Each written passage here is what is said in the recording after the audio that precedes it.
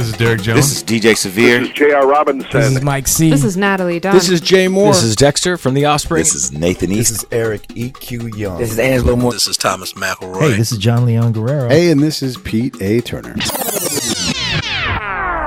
This is Gilson Lavis, and you're listening to the Break It Down Show.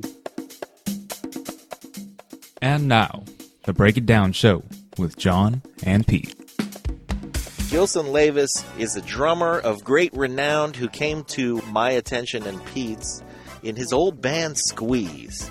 Prior to that, though, he had played and toured with the likes of Chuck Berry, Dolly Parton, and he has since rejoined his old band member from Squeeze, Jools Holland, in the Jools Holland Rhythm and Blues Orchestra.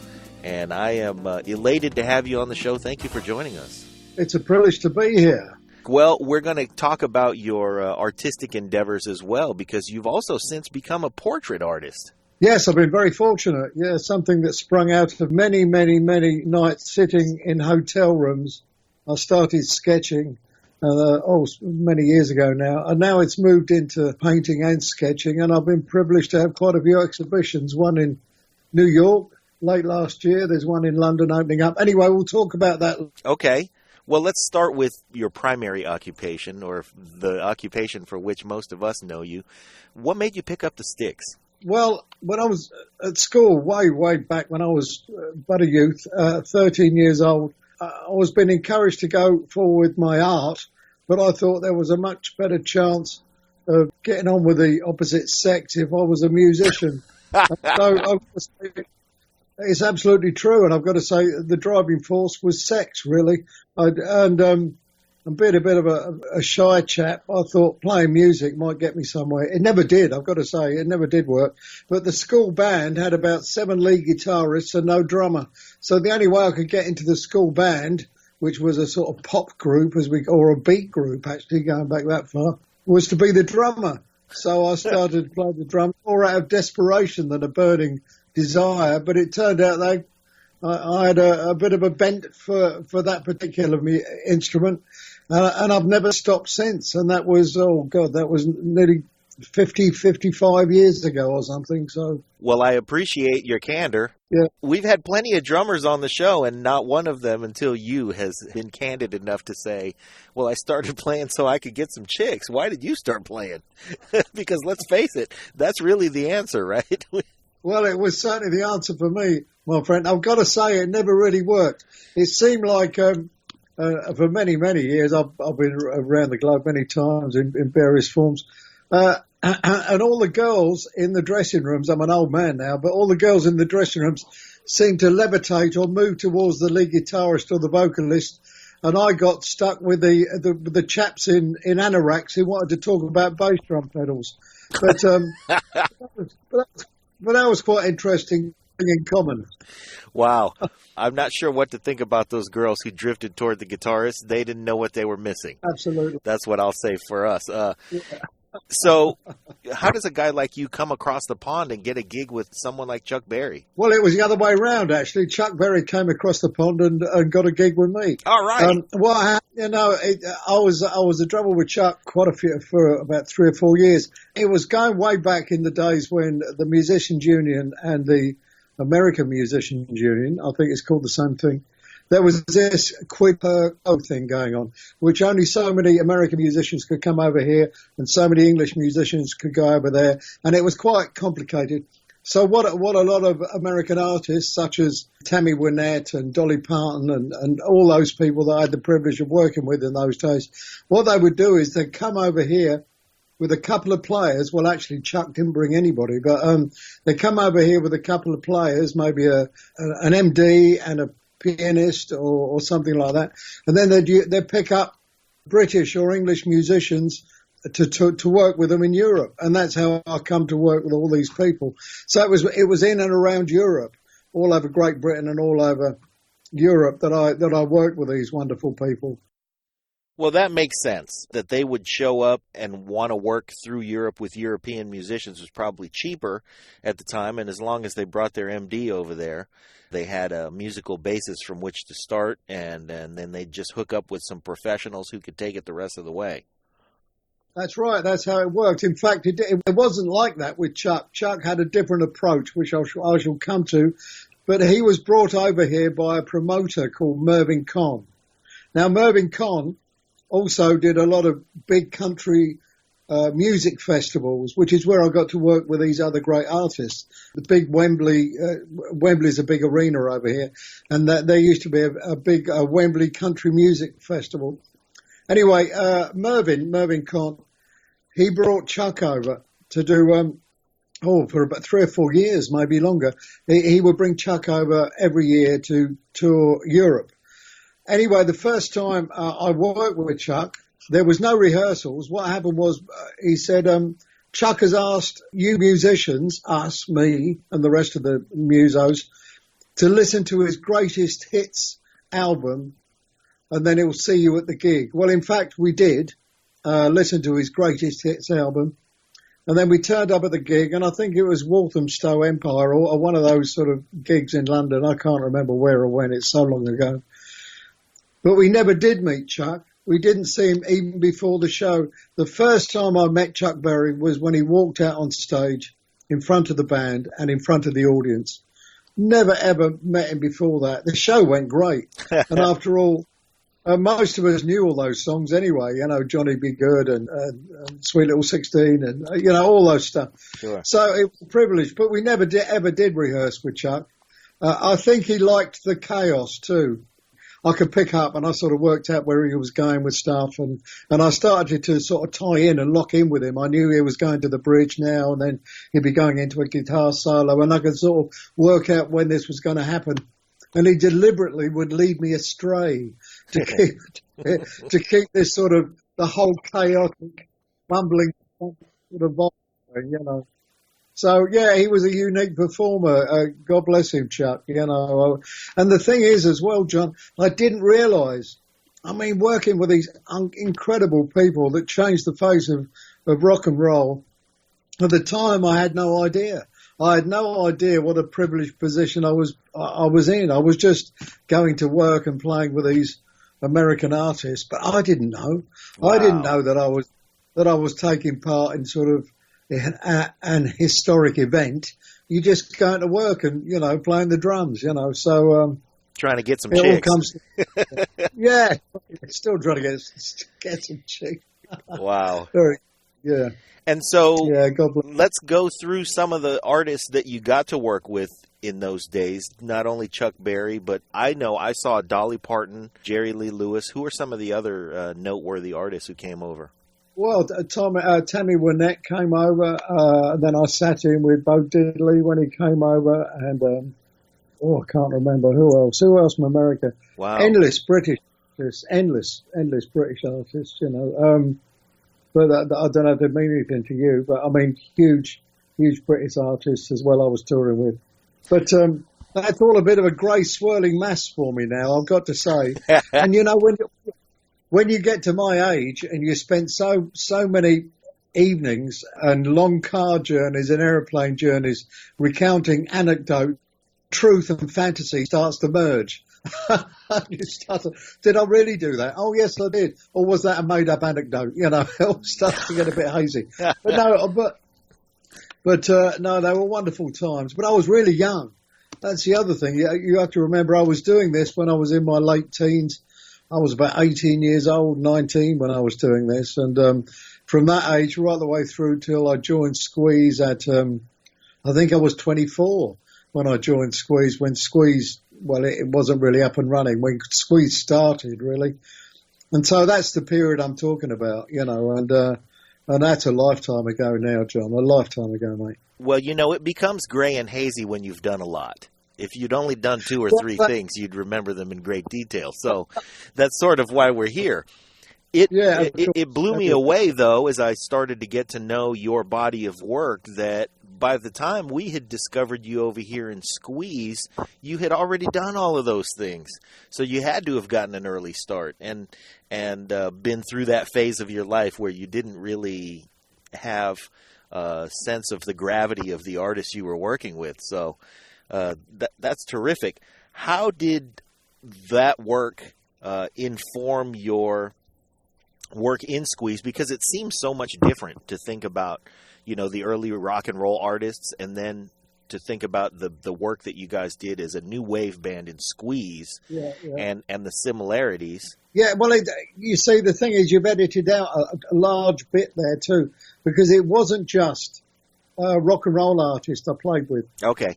I did a lot of touring with cabaret artists as well. I was very used to blow drying my hair and wearing black mohair suits and dicky bows. And acts that were playing the sort of chicken and chip, well, we call it the chicken and chips tour, which is like you're playing cabaret venues and to seated audiences.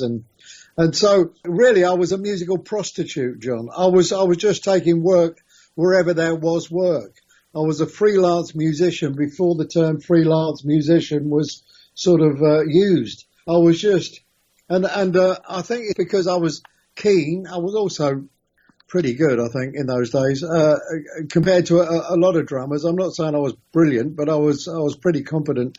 I was getting quite a lot of work. Well, let's suppose you were getting the job done. That's for sure.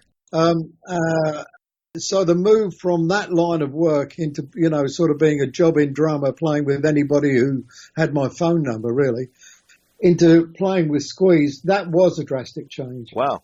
And that came about, if you really do want the history, that came about through financial constraints. What happened was, and this is quite a poignant story, I don't want to take up too much of your time here. I don't know how long we're going to chat.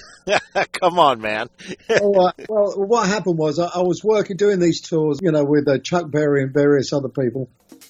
This episode of the Break It Down Show is brought to you by Lions Rock Productions. That's us. We publish, evaluate, and develop podcasts just like this one, consult others to build their own, and create associated content and content marketing strategies. So if you're launching or expanding your social media presence, your business or your personal brand, or if you just want to take your media presence to the next level, reach out to us on Twitter at Pete A. Turner or at JohnLG69 at the Break It Down Show. There's 1,000 ways to get a hold of us.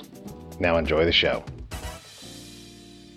Well, what happened was I was doing these tours, with Chuck Berry and various other people, and I'd made a bit of money, I'd earned some cash, and so along with some friends, I opened a music shop in Southend-on-Sea, which is down on the Essex coast, about 25 miles east of London, and I was living down there at the time, and I opened a music shop with some friends, and it did okay. I mean, I've never been much of a businessman, I'm not a bad drummer. But you're also in your very early 20s at the time. Yeah, I was in my early 20s, really. And it did okay, but then the government of the day was at loggerheads with the miners. They were going on strike because the government were closing a lot of pits. The coal pits had stopped being viable. They were closing a lot of pits. A lot of communities were being destroyed. And so they went on strike, and the country was almost grinding to a standstill. And so the government, what they did was they brought in a 3-day week, which meant that the whole country was only working for 3 days a week, and the other days were like long weekends. And when that happened, of course, people were only getting paid for 3 days a week, so they couldn't afford to go and buy musical instruments, luxury items. So the shop went bust. Now, I've been pumping my money into this shop, and we'd run out of money. And so to finance and to keep the shop going, I put my own personal drum kit in the window of the shop. And it was during this period that the bailiffs came in and shut the shop down and seized all the stock. Oh, come on. No, it's true. And your kit was in the window. My kit was in the window. And so I lost my drum kit. No tours were being put together because it's a 3-day week. Nobody had any money. And so I had no work and no drum kit. So from being sort of quite well off and a bit too big for my boots, I'd gone down to being unemployed and having no drum kit. Oh, no. So I scurried back to go and live with my mother. My father had passed away a year before. God bless him. God bless him.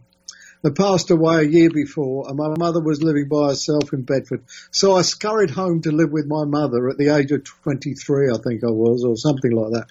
And I got a job working in a brick company, stacking bricks. So I wasn't even playing the drums. I was stacking bricks in the London Brick Company. And after about sort of 2 or 3 months of doing this, my hands were being welded into a claw-like shape. No. And I realised that if I was ever going to play the drums again, I better get out of this job. And so I went back one night and looked very, very sad and mournfully at my lovely mum. And I said, I can't do this anymore, Mum. I want to go back to playing the drums. And so she bought me a drum kit. And she actually paid for it out of my dad's insurance money from when he passed away. She bought me a drum kit. Wow. And that was a Ludwig Octoplus drum kit. So now I had a drum kit. And I had it set up in my mother's front room in Bedford, trying to play it with claw-like hands. And gradually, ever so gradually, my feelings and things came back and my chops came back a bit. And so then I thought, well, all right, I'm going to get back to playing the drums. So I bought a Melody Maker, which is a music mag over here. And I looked at the adverts, and in the back of the Melody Maker, there was a tiny little ad. It wasn't even a box ad. It was a tiny little ad. It said, South London band looking for drummer. So I said, here, I'll phone these up, Mum. What do you reckon? So I phoned them up, and they said, come down and have a go. So I took the front seat out of my mother's Mini. I loaded my drum kit into my mum's Mini, and I drove down to Greenwich in South London and auditioned for a bunch of ne'er-do-wells in the room below a swimming bar. And I got the job. I think I was the only bloke who could actually play the drums that turned up to the auditions, and I got the job. And well, thank goodness. And that is how I came to get the job with Squeeze. That is terrific. I love that story. Yeah. It's a story that I think many of us drummers have to go through, and some don't make it out, and some have to live vicariously through the guys who have the guts to take the front seat out of their mom's Mini and go to an audition for a South London band that can't afford more than a few words in the back of Melody Maker. I know, it's strange, isn't it? But I will say this, getting back to the music industry, I've had some up and downs in my career. I'm a recovering alcoholic, you know, I've been through the mill a bit. And I got sacked from Squeeze after about 9 years, and then we reformed, and I got sacked again. Long old story. Ups and downs. I mean, really huge ups and downs. You know, Madison Square Garden, and 6 months later driving a minicab in South London, you know, just crazy ups and downs in the music business. But it doesn't matter what I did, apart from, you know, when I wasn't in the music business, whether I was driving a minicab, whether I was working as a labourer or working in a brickyard stacking bricks. If anybody had asked me what I did for a living, I would still say I was a drummer. All right. Do you see what I mean? It's that concept of deciding. It never left your identity. It never left my identity. It didn't matter what I was doing, how I was paying the rent. I was still a drummer, you know. And I think that's the commitment that you're born with. I don't think it's something you can learn. I think it's just the way we are as musicians, you know. So that is very, very beautiful. I think that we all should learn something from this. But I do definitely want to fast forward a bit, because I'm looking at a big stack of your portrait art, and your portrait art is absolutely fantastic. I'm looking at a beautiful black. You do black and white portraits. Yeah. Or more accurately, there's a whole lot of white on black. And everything is the interplay of gray. And terrific portraits of folks like Eric Clapton, Louis Armstrong, Dionne Warwick. I mean, Bruce Springsteen, how do you decide who you want to capture? Well, a lot of them are people that I've had the privilege of working with. You mentioned Eric Clapton. I've worked with Eric many times, both recording and live. Dionne Warwick, she came over and recorded with us, and I worked recording and live and on TV with both of those.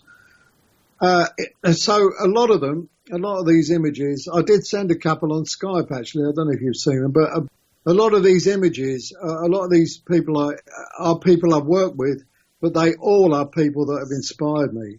And so it's sort of a musical, it's a painted biography of my career, really, you know. I did do a portrait of Squeeze, the whole band, but somebody made me an offer I couldn't refuse out in Japan when I posted it on Facebook, and so I had to sell it. I couldn't say no. It was just such a ludicrous offer, you know. So I sold that. But Yeah, I'll paint. Good for you. No, absolutely. And getting back to selling stuff.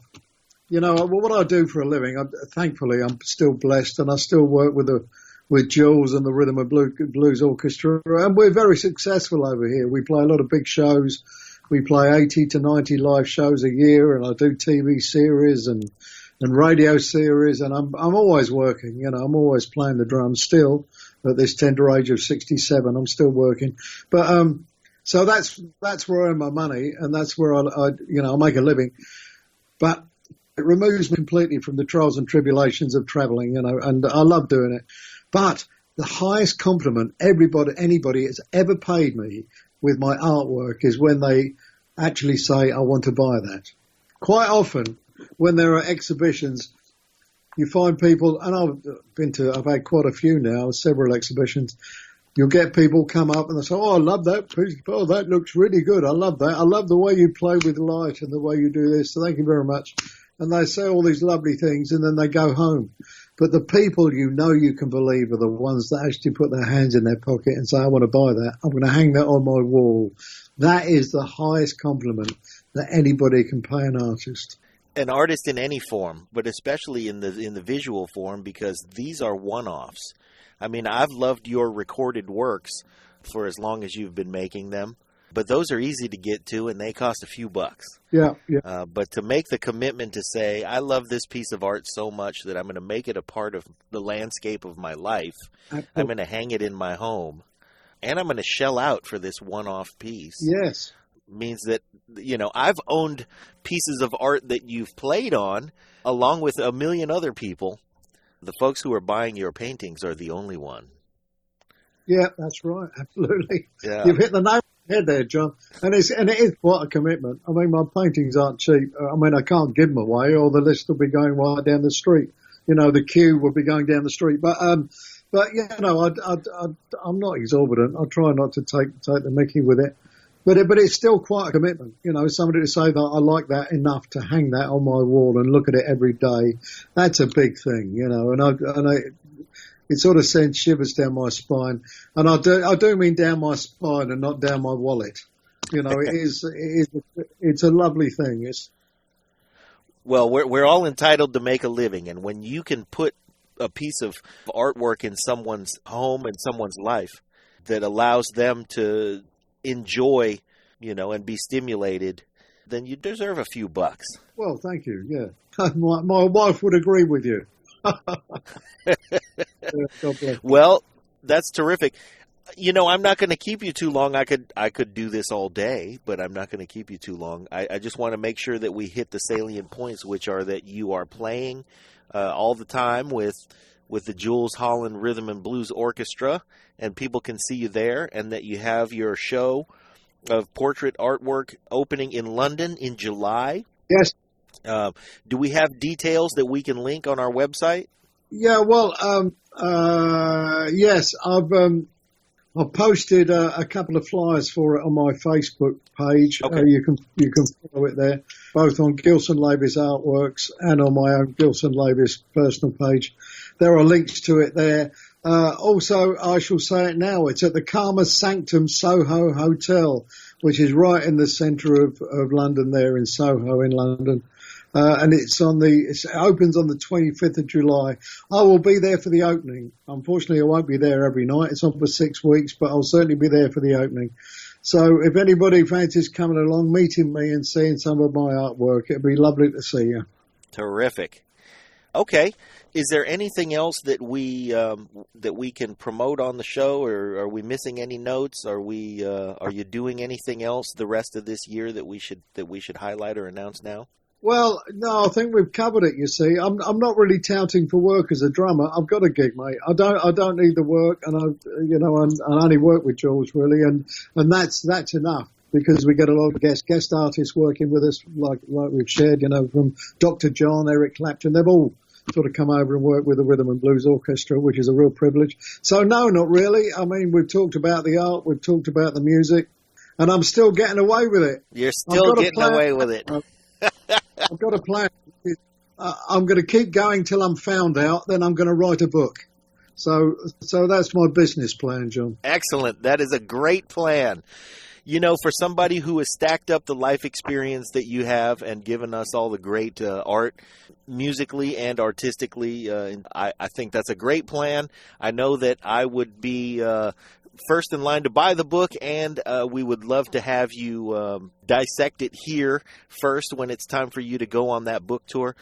You know, we don't know many folks out there in London, but I know an audio engineer named Wes Maybe who's out there, and I know that he would love to meet you guys. So I hope that your paths cross at some point, but I'm going to make your path and his cross on Facebook or something, because he's out there working for a lot of great artists. I think most recently Sting, and yeah, he's one of those guys who he's a younger guy. But he knows what's going on, and he appreciates the roots of what his living is in now, in making people sound good. So, anyway, Yeah. I just want to say, Gilson, I've loved your work for many, many years. It's a privilege to have you on, and anytime that we can get you for a little while to talk about whatever it is you're doing, we'd love to do it. Thank you so much. The privilege is entirely mine, John. Thank you. Thank you very much. Take care, my friend. Enjoy life. Thank you. 31 we got. You do the same as you've been doing for the past many years. Thanks so much. Gilson Lavis, everybody.